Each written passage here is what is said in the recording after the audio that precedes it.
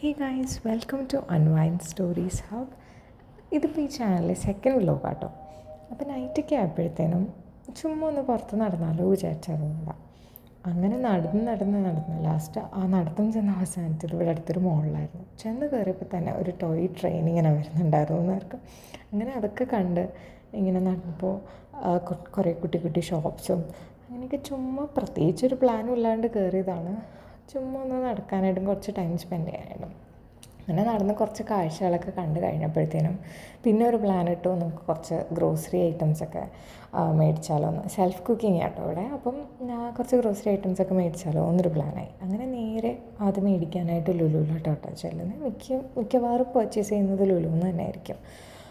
കാരണം അവിടെ ആകുമ്പം കുറേ കാര്യങ്ങൾ നമുക്ക് അവൈലബിൾ ആയിരിക്കുമല്ലോ.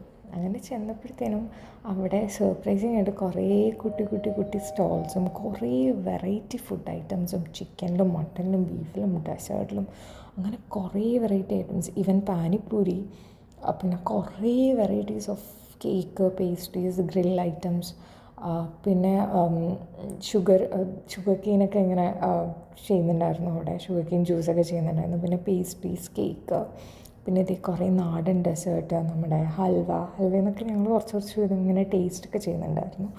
അതൊക്കെ കഴിഞ്ഞ് പിന്നെ വീട്ടിലുള്ള